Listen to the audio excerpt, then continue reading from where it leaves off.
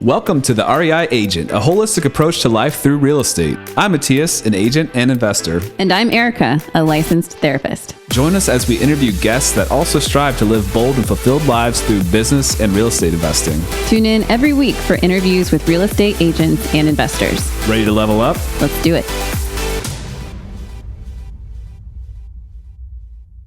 Welcome back to the REI Agent. It's Mattias. I am tired. We have been, my son, my 2-year-old, has been not sleeping well for the past 2 nights. He has required his dad. It has been, a challenge. My wife is still, Erica, our lovely co-host, is still not here because she's still recovering from meniscus surgery. And she can't really go into his room. The first time, well, actually, last night as well, he was, really upset that it wasn't mom and just really wanted mom. And mom has been the default. Mom is, if you watch the show and you see her on here, you can probably get the vibe that she just is going to be the preferred person always, right? I don't stand a chance. But the kids are super attached to her, and I've had my moments with kids. I build momentum, and then it's something happens. I get really busy with real estate, whatever, and the by far the preferred parent goes back to Erica, which I see that as a little bit of a sacrifice that I have to make, and it's also a bit of a burden for her for sure, and I don't take that lightly. I really appreciate that she is able to be that person for them. And I know that she also loves it, but it is challenging at times. It is hard to be the preferred parent. And for me, it is also sad sometimes that I don't have that. And it just really goes to show with my son, who now is getting really attached to me, that it's just kind of anything you put work into, anything you show attention to grows. It just is kind of a universal law. And, it makes me realize how important that intentionality of spending time with my family, but spending time with my kids, spending quality time without my phone, undistracted time, taking them out for an overnighter, which I'm, trying to do that once a quarter if possible, is just so important for that long-term bond. It's something that I don't want to look back on and miss.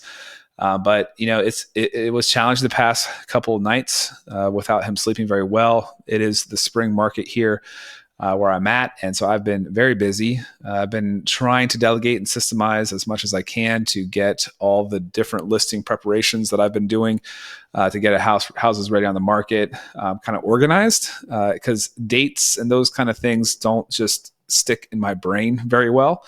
I need to kind of relook at a place often and set a time up that I do that, or else they kind of just float out there and I forget them, and then usually don't miss deadlines because I will eventually check.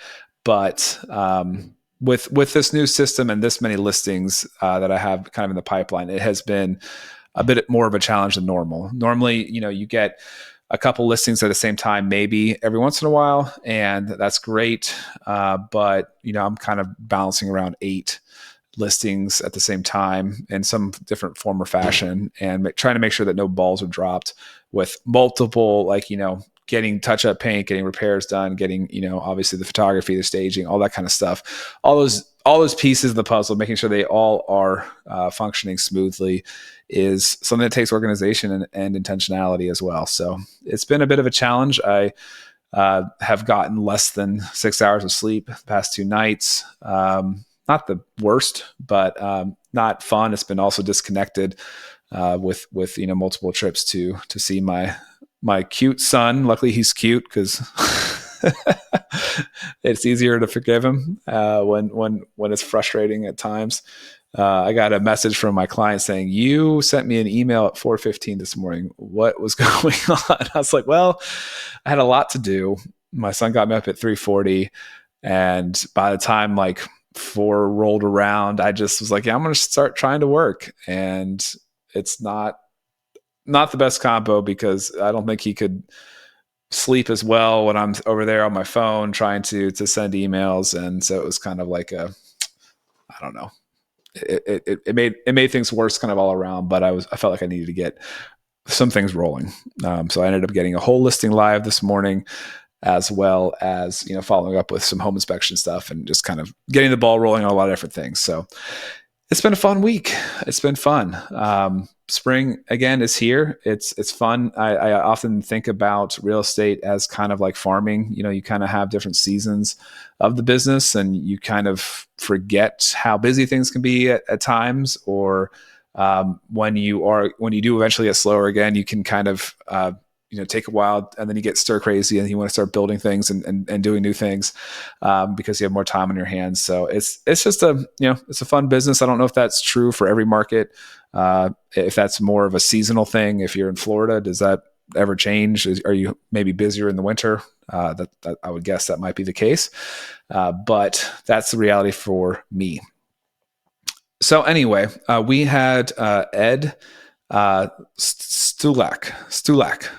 He told me a really good way of remembering his name. And if anybody ever thinks of a way for people to remember how to say Mattias, please tell me, because I have not had a catchy thing that kind of gets people to be like, oh yeah, that's how you say it. That's easy. I can remember that from now on. And even though, people, and we'll talk to each other multiple times and we'll have that moment of, yeah, no, it's Mattias. It's fine. I don't care, which I don't.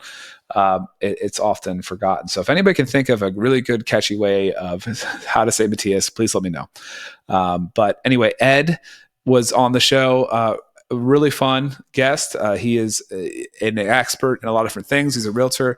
He's also into social media and kind of content creation. So has a book, is a speaker, really good resource if you're looking to get better at that social media game. So without further ado, we have Ed Stulak.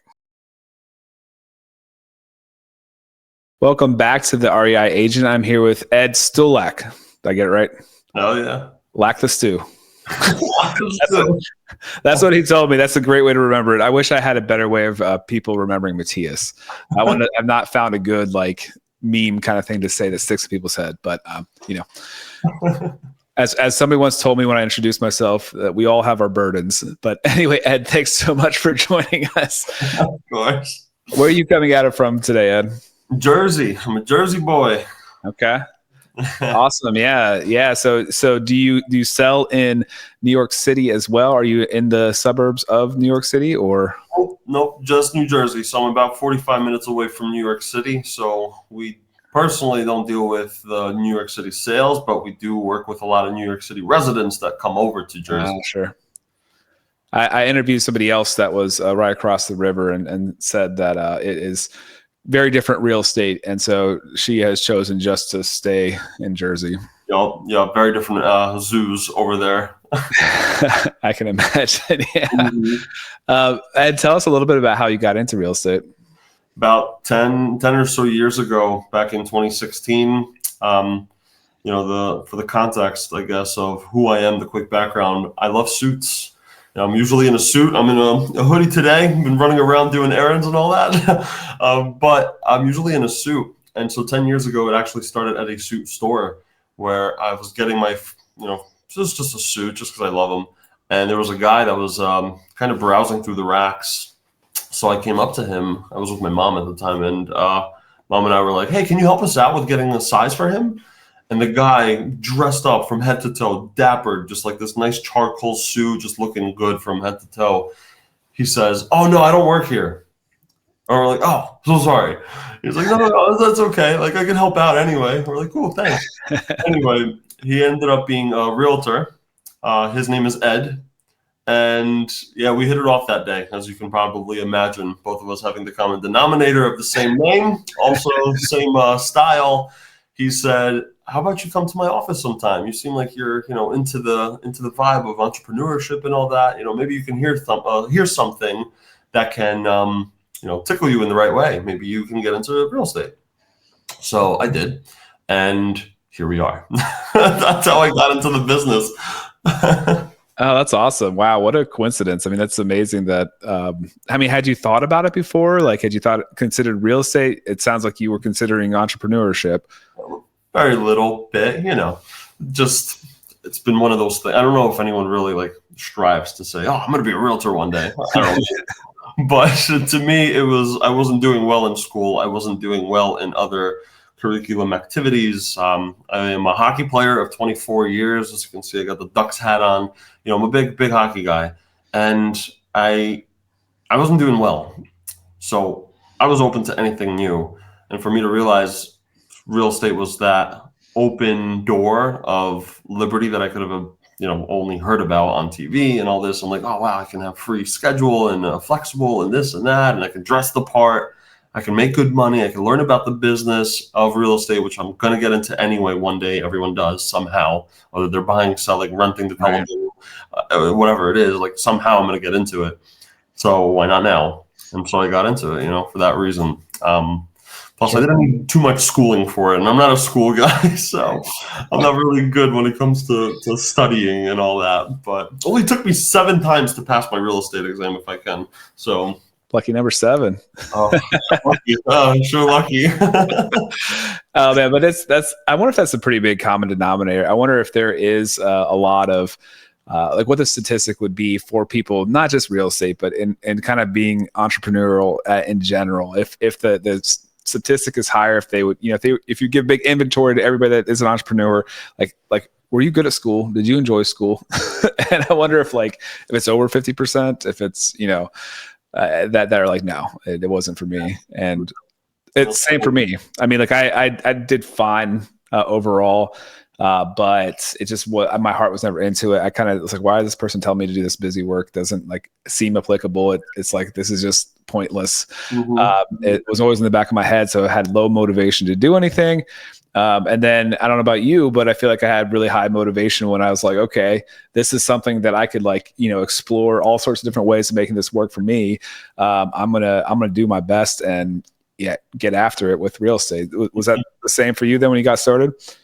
Yeah, essentially. It was, again, there was no book of like a GPS. Like, here's the map for you to get from point A to point B. Like, it's kind of like you've got to figure it out on your own. Yeah. So some people are thrown into the deep end and they figure it out, and some drown. So you got to figure it out if you want to survive.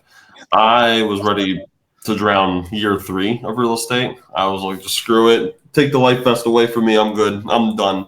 I can't anymore. And then just an opportunity of a lifetime came around, knocking on the door, and I said yes to it. And I love real estate now again. So, yeah. No. What was that opportunity?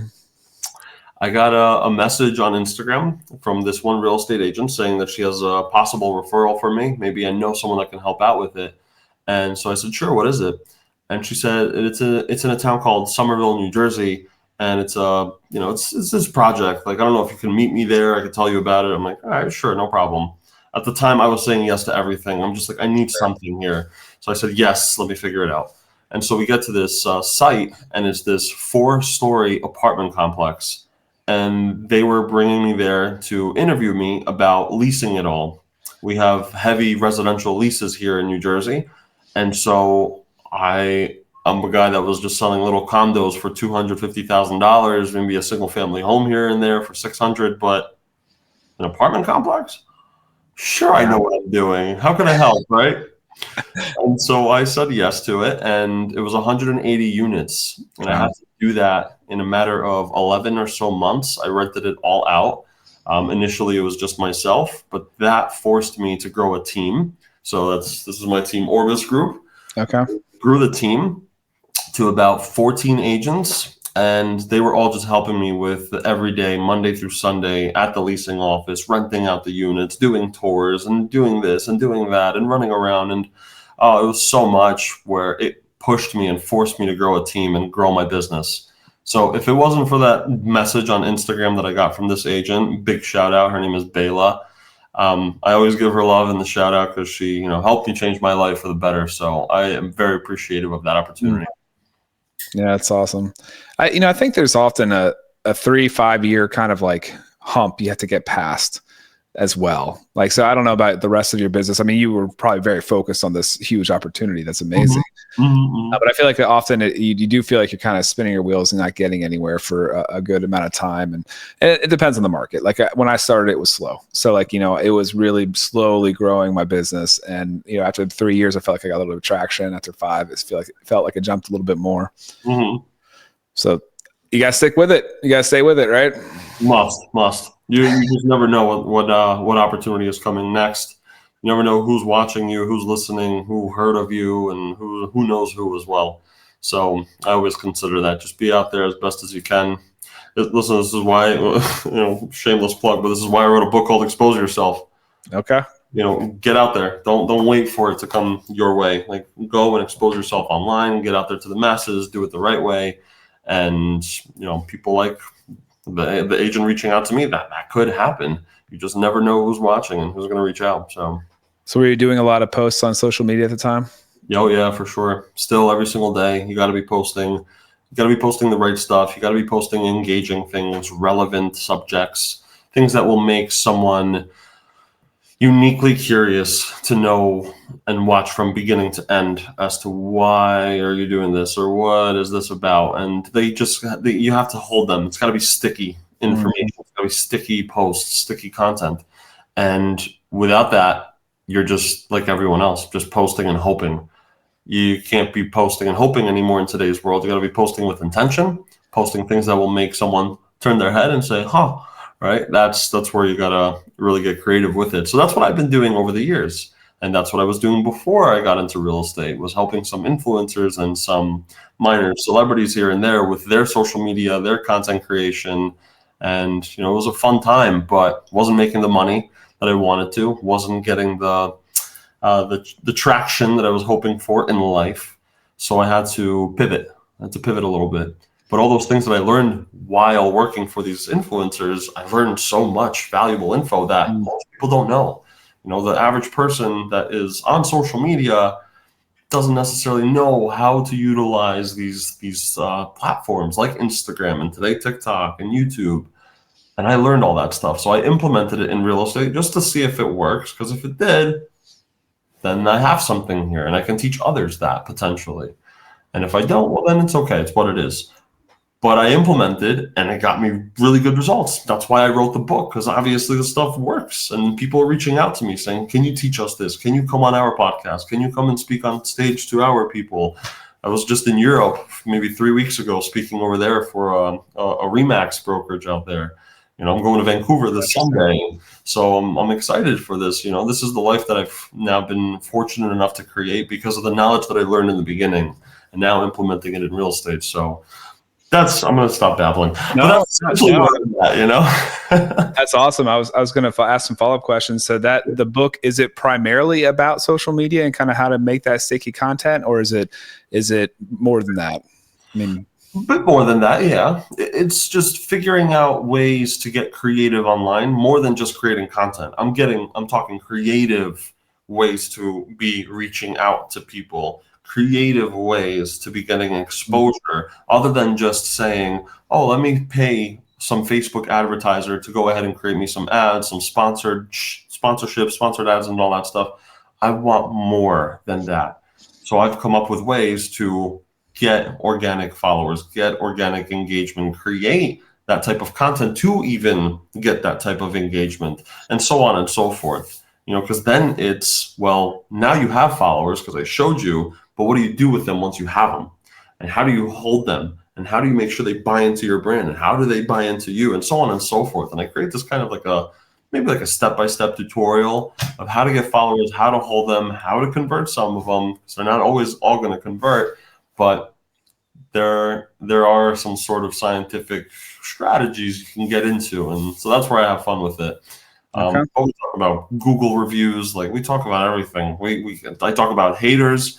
We get haters all the time. Some people just fight fire with fire, but no, you can kill people with kindness, and there's beauty in that art too.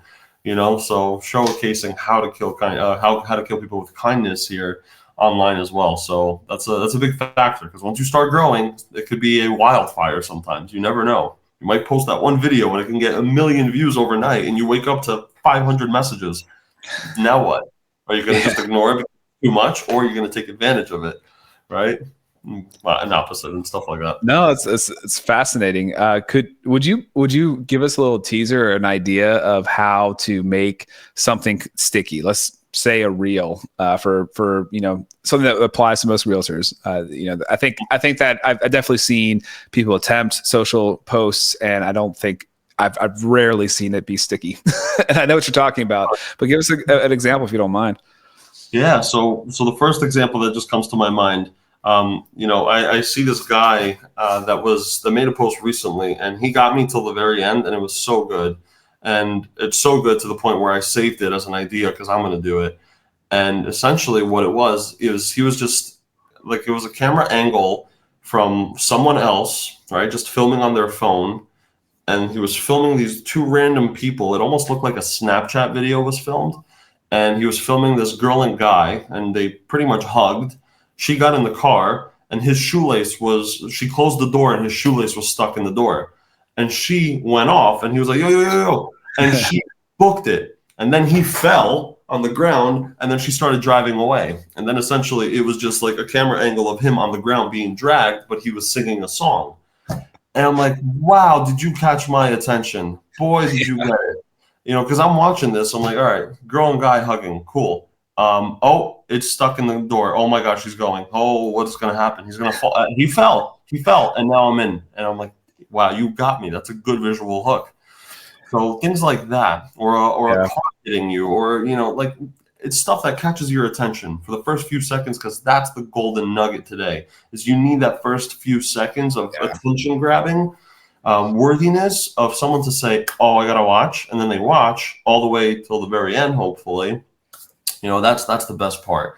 So I would say visual hooks are so important nowadays, because 10 years ago, there was, you were one of 10 content creators. It's like, okay, well, if I create something, it'll be good, because people don't see this. People don't see videos from influencers, or people for that matter, or business owners like us.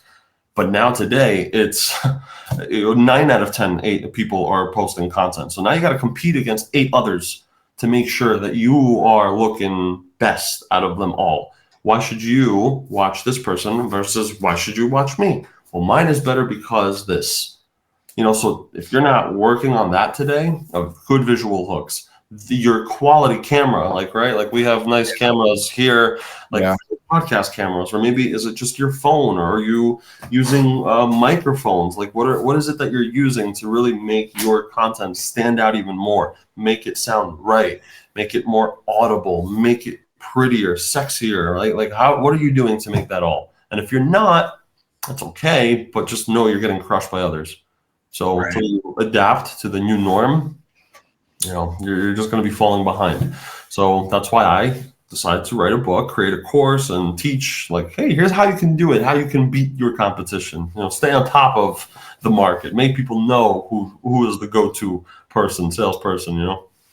Yeah. And I'm sure there's ways to make it applicable to the local areas. I mean, you can do content about the local market, or, some other local things that would get people to look at it. Because, I mean, viral's great, but if you're making a video that's viral and, a bunch of people in a totally different market see it, that's cool, but, it's maybe you'll get a referral out of it, maybe, but it won't really promote your brand. So, I mean, is there a balance there? Do you want to have things that just kind of hit everybody, and then also things that are kind of more specific? Yeah. If you're asking me, Ed Stulak is going to tell you one thing, someone else can tell you another. So for the listener, it all depends on what it is that your brand is about. If your business is local and that's all you want to focus on, then maybe extending out to the nation, to the world, isn't as important for you. So maybe you don't have to create viral content. All you have to do is create relevant viral content, local, niche-worthy content. So, for example, you can go ahead and create, like my 4 favorite places in this world, 4 top, states or countries in this world that are the best to buy real estate in. I am now reaching out to the masses, as opposed to saying, here's 4 reasons why not to move to Somerville, New Jersey. Oh, I want to know why, right? And now that person that's local is going to be very curious. Why wouldn't I want to move to Somerville, New Jersey? Why not? So that's the very niche specific content. It's not going to get millions of views, but it'll get, 487 right ones. The right ones, right? Exactly. Yeah. And that makes sense. And it's Yeah, it's a different approach. I mean, you're not trying to, maybe most realtors wouldn't be trying to like, monetize their YouTube or, anything like that. So they're probably going to be focused more on trying to get leads from, more hyper local specific things. So Sure, yeah, but totally. the content that I would, again, if you're asking me, the content I create, I have no problem to make it mass worthy, and I want everyone to know the name, right? I want people to know I'm the Jersey guy Sure. because the referrals come in that way. Okay. Sure. Last month I received a referral from Detroit, Tennessee, Kansas, and that's all I can come up with at the moment. But like, there's Sure. people out of state that are reaching out and saying, "Ed, you're Jersey. Do you service this area?" If I don't, at least I know someone that does. Someone on my team does. Someone in my network does. Someone in some shape or form. I know. Just make me the Jersey guy.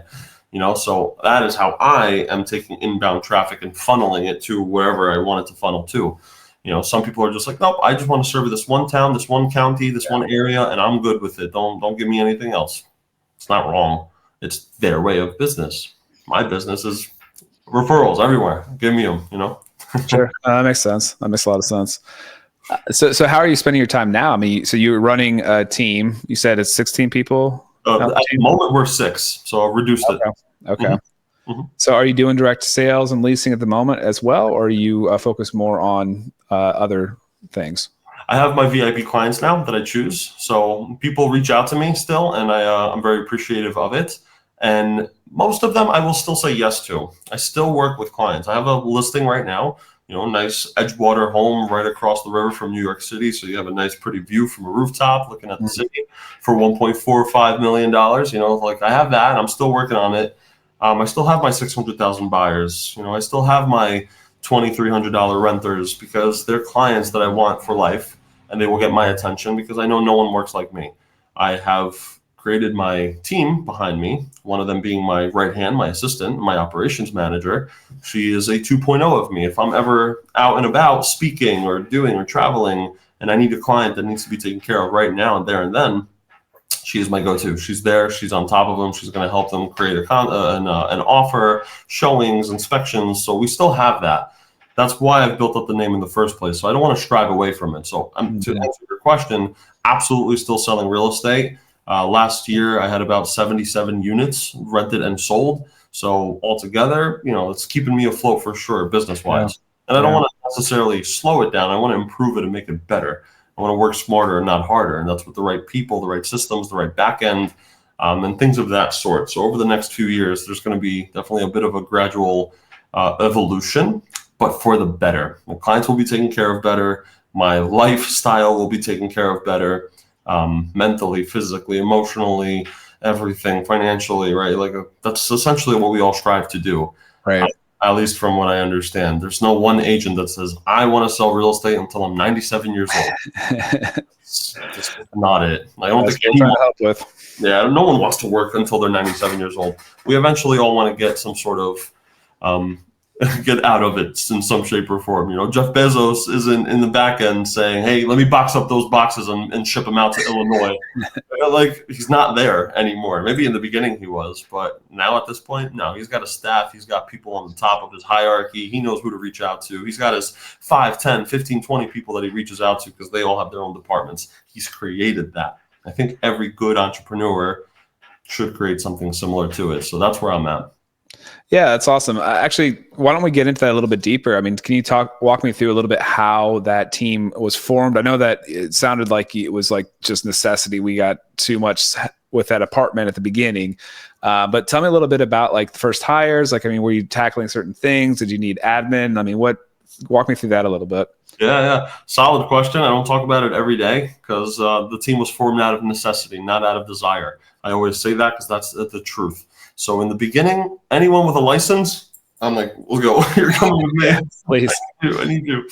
So the agreement that I had with the developers was that they needed me on site Monday through Sunday. We had specific hours that we agreed on, but Monday through Sunday. And in the beginning, solo guy was, on a team once before in my real estate career. So I'm like, yeah, I could do this myself. Well, 3 months later, I realized, no, I can't. So I was there every single day. It was so much time spent over there.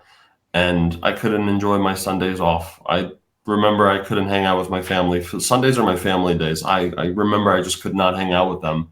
And then one Sunday, I said, you know what, screw it. I'll stay home. I'll relax. Let me enjoy one day off, please. And I come into the office the next morning, Monday morning, and I see a little Post-it note stuck to my computer. And it said, hey, you missed yesterday. Don't let it happen again. And my heart dropped. I was biting my nails. I was saying, if I do this again, I'm going to lose the biggest opportunity of my life, my career. I cannot afford to do this. And that's when I made my first hire. And I reached out to this one realtor buddy of mine, and I said, I need help. I have never hired an assistant before. I've never done that. I never thought I would be in this position before. What do you advise? Like, have you hired someone before? He's like, of course I have. I'm like, let me show you. And then he showed me, and essentially I hired his daughter. She was looking to do some stuff, and she wasn't a realtor at the time. She just kind of knew some paperwork. And so I remember shaking her hand at the office saying, welcome to the team. And I get a phone call 4 seconds later, after shaking her hand saying, welcome to the team. I get a phone call from an applicant to that building. And she says, hey, are we still good with the application? And I said, yes, we're just processing it. Why? What's up? I thought it was just a regular checkup call. She says, okay, good. I was just curious because of the fire. Like, fire? I'm like, no, what do you mean? She says, oh, well, there's just a fire there. I don't know. I just wanted to make sure we're still good. I said, let me call you back. I call my supervisor at the building. His name is Angelo. I say, Angelo, what's going on? He says, Ed, I don't have time, hangs up. Oh, no. I tell my new assistant that I literally just hired seconds ago. I said, hey, I gotta run. I gotta go to the building. I don't know what's happening. I'm on the way there. I'm 40 minutes away at the time. And I see black smoke from about 2 miles away. And I say, no effing way. This is this. I fast forward. I get to the site. It's my building. And there are 7 fire trucks outside, people standing, newscasts, everyone's broadcasting. The mayor of the town is there. Everyone is freaking out. And I am looking at this like I just made a hire, though. Like, I needed help. What do I do? I don't know what to do. And so that day I realized I cannot do everything myself. There's no way in hell. I just replaying that in my head and just saying it out. It was a wild day, but as you can see, it was necessity. Yeah, it wasn't desire. I wasn't in a position to say I'm going to grow a team because I want to now. right. It was, Ed, you have so much going on, and if you do not prioritize and delegate, your life is going to start to crumble, and so will your business. Your clients will be neglected. Your clients will be dissatisfied. Your service is going to be a disservice very soon. So you need to make sure you're getting your poop in a group. So I'm like, okay, got it. What are we doing? So at that point, I hired her, eventually let her go, got another person, let him go, got another person, let them go. And then eventually I started kind of just growing and firing fast because I realized who was worth the time and who was a waste of time. Okay. And at that point as well, when I'm moving at 100 miles per hour, I cannot have someone moving at 18 miles an hour in front of me because I'm going to just hurtle right over them and crush them. And so I need people that were moving at 110 miles per hour. And yeah. I think it was 50 Cent that once said, I never went to Harvard, but the people that work for me did. That's great. I love that. And if in hindsight, if you were to prepare for this opportunity, had the grace, the ability to, think through and know what you would actually need, which, how would you? But what would have been your first hire? What would you have looked for, and how would you tell they were a good fit? Knowing what I know now, the interview process has to be much more thorough. And one thing that I don't think I will change, though, is the gut feeling. and my emotional feeling when I speak with the person that I'm interviewing. And if I sense a sort of hesitation, a sense of potential distrust, if I sense that this isn't going to be a good potential friendship, like would I be friends with this person? I don't think we will work out in the long run. Okay. And there are some people that I still go off of having a good feeling, and it's not the best. Don't get me wrong. I need to see their work ethic. Just because they could be a good friend or I'm emotionally feeling well with them doesn't mean that they're going to be a good work ethical person in my sense of what I need them Sure. to be.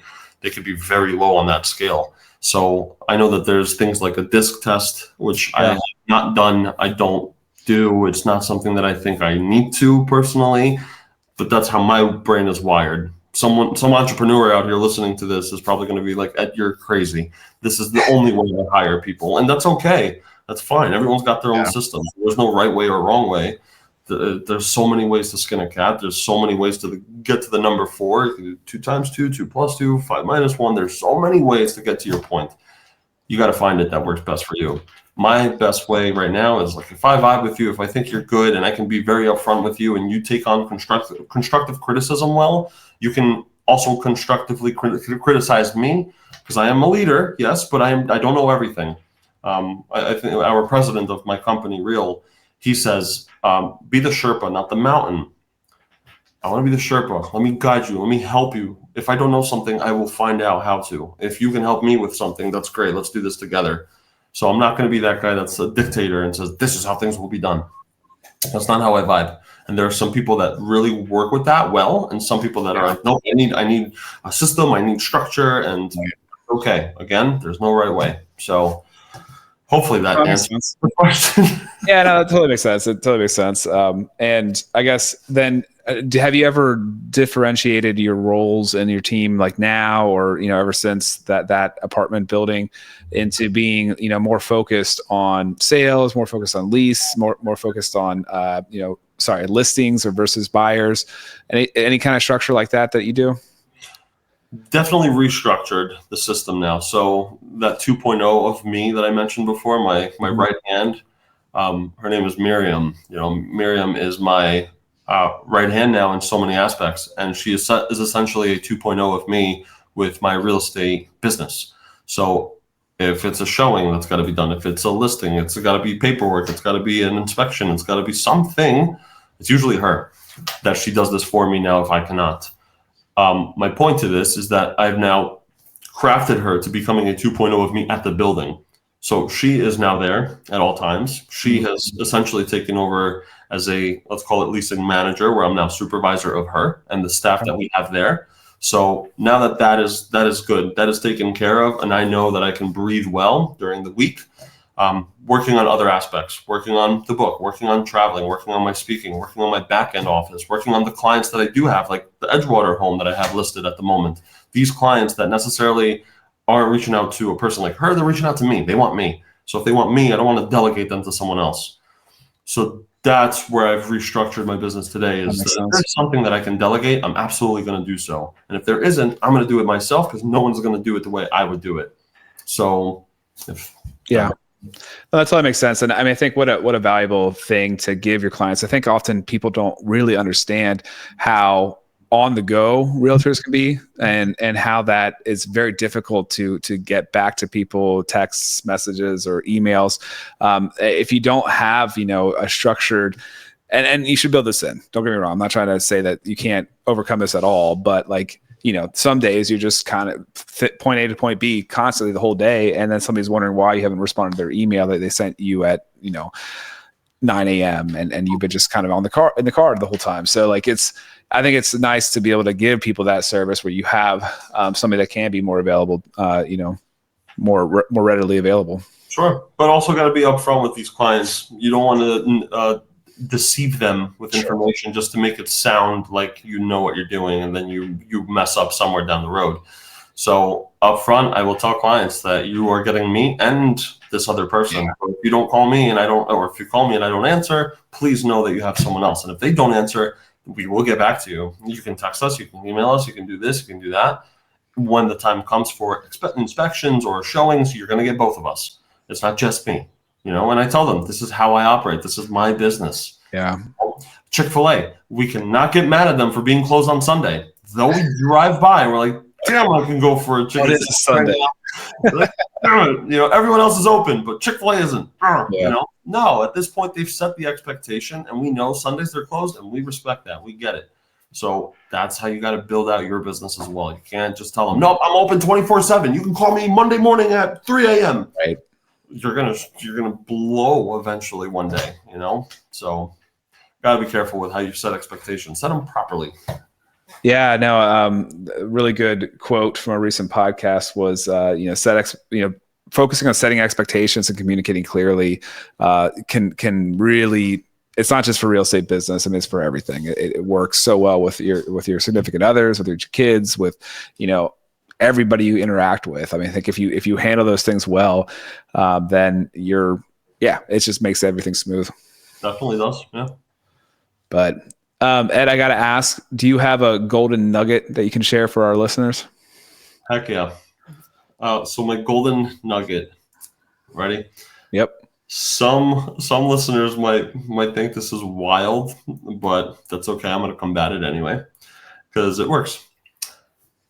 It's going to be a social media nugget, all right? So on Instagram, there is an option to DM people, as we know. We can DM followers. We can DM people that are engaging with our stuff. We can DM friends, colleagues, partners, and people we don't even know. We've never engaged with. We can literally DM anyone on Instagram pretty much for the most part. My golden nugget is I encourage you to find someone in your area, in a town that you live in, service, and I encourage you to reach out to them, engage with them, be proactive, knock on their door virtually on their profile, and send them a DM and say something like, hey, my name is Ed. I just stumbled upon your page. I see you're local, as am I. I was seeing your content and just listen. It's so cool to see that you have a shop or you have a bakery or you have a business or you walk your dog in the park. I don't know. It's just cool to know that, from a local to a local, like if there's anything I can ever do, I'm here. I don't know what that could be, but I'm here. So good to meet you. Chat soon. And let that be a video message. Okay. Wild thought, because people are like, why the hell would I video message a random person? Well, my combat to that is, why the hell are we door knocking? Why the hell are we cold calling? Why are we texting random people we don't even know? You're already doing it. So if you are going to come up with a rebuttal and saying, that's weird, Ed, well, I'm going to say you're weird for door knocking on a random door on a Sunday morning when someone's in their robe answering the door. That's weirder. So, but hey, we still do it because it's part of the business. That's some good points. So my golden nugget is don't wait for business to come to you. Go out there and expose yourself. Speaking about a bathrobe. That's great. No, that's a really good point. I mean, it's going to be better received likely. I'm sure there's still people that would get annoyed or something, but probably better received than door knocking or cold calling. So really, really cool. Good point. Yeah. Wouldn't it be cool if you got a video message from a random person that said, hey, I saw you guys REI Agent Podcast. I saw everything you guys are doing. I heard the latest podcast with this person, John. It was such a good show. I learned so much. I just wanted to reach out and say thank you so much for providing this to your community. Nothing in there was copy and pasteable. That was not a video message that could be sent to the masses. That was to you and your staff only. So if it's personable like that, people will open up and be open to receiving that and be receptive of the information and of the message that you just sent them. Some people will ignore it. Some people will just say, whatever, which is unfortunate because that could be an opportunity that you don't know about that's about to open up. But versus a message that I'm sure you get, which I've gotten those messages too before, that says, hey, bro, I got this cool routine for entrepreneurs that are successful. And like, if you want to really shape up your life and like, we'll have a 6-pack like me, like, Yeah. like that is copy and pasteable. So don't do that. Don't, if you're going to do it that way, don't even, just save yourself time. Go door knock instead. But if you're Well, going to send a video message to someone, make it personable. Say their name, say their location, say something about their profile, say something without it being weird, but say something like, hey, I acknowledge you and I'm giving you love right now. And if you need anything, like, I'm here. From a local to a local, from a professional to a professional, from a podcaster to a podcaster, I'm here. yeah, and I love that too. The example you gave didn't have anything like salesy in it, and I think that could probably also do wonders. Even if you're not offering anything, like just that compliment or whatever, like that you were talking about, I could see somebody looking into you like, oh, who is this person? What are they doing? And and then they stick in your. They might follow you, right? Like you might get like stuck in their be sticky to them, right, in their brain, and then think about you when they are thinking about real estate. But that's awesome. That's a great gold nugget. Thank you. Moving on to the book question, Ed. I know we can get your information about your book again here in a second, but do you have another book that you've read that you really? No, I'm not going to be that guy that says, "Oh, my book is the best." No, don't worry. It's not for everyone. That's okay. But my personal favorite, outside of my own, is either it's a tie. I'm between two. Okay. How to Win Friends and Influence People, Yeah, that's good. Carnegie, or Tim Ferriss's 4-Hour Workweek. Okay. And both of those have shapeshifted me into who I am today. And I definitely am who I am because of them, for sure. From How to Win Friends, Influence People, I learned one thing, and that was to show genuine interest and just be interested in people. Show them the spotlight. Give them the spotlight. Give them the microphone. Here, talk about yourself. Tell me about you. Tell me where you're from. Tell me why you love what you do. And people, oh my God, they love this. They love that feeling. It's like you're in an audience full of 500 people, and the speaker on stage that has the spotlight says, for 1 second, I don't want the spotlight. I'm going to give it to that girl over there for a second. You speak up to us. Who are you?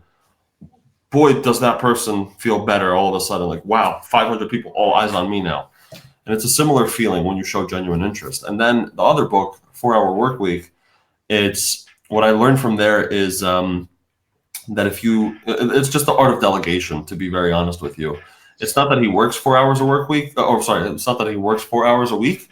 It's more so the philosophy of work less, work smarter, and not harder for the rest of your life. And if you can, delegate some tasks in your life. You don't have to do it all. You don't have to go ahead and pull out the phone and film yourself and edit it and then do the music and then do the production and then do the lighting and then do the editing and then post it and then create the caption and then it's a process. If you want to, do it. If you don't have to. Pay someone else to do it. Spend $30 on someone else to go ahead and edit that video for you that you just filmed for 14 minutes and go make money somewhere else. And then spend 30 on them so you can take care of that, but go make money elsewhere. And so that's essentially what I learned from that book, is that you don't have to do everything yourself. Accounting? Hate it. I was with my accountant last night. He threw too many numbers at me, and not one of them stuck to me. And I didn't understand it. And this is not my source. This is not my skill set. So I'm going to have that. You do that. You're good at that. I'm good at this. So I'm going to do that. No, totally. Those are both awesome books. And, I think that's, such a key thing for realtors to hear is I think a lot of people are feeling stuck having to do everything kind of themselves and feel like they have to be a marketer. They have to be just have to wear all the different hats, an accountant, all that stuff. And yeah, freeing yourself up, figuring out what it is that brings you the most money and energy in your business. That should be your sweet spot, and figuring out how to delegate things that are the opposite of that is definitely key. So those are awesome. Ed, where can people find you? Where can they buy your book? Where are you most active? Instagram for sure. So EDSTULAK. And on Amazon. You can get the book on Amazon now. So you can just type in Expose Yourself. You can giggle because of the name of the title, and then you can buy it. It's a sticky title. That's perfect. Title, yes. That's awesome. Ed, thanks so much for being on. It's been a lot of fun talking to you. Thank you. Likewise. So fun. Thanks for listening to the REI Agent. If you enjoyed this episode, hit subscribe to catch new shows every week. Visit reiagent.com for more content. Until next time, keep building the life you want. All content in the show is not investment advice or mental health therapy. It is intended for entertainment purposes only.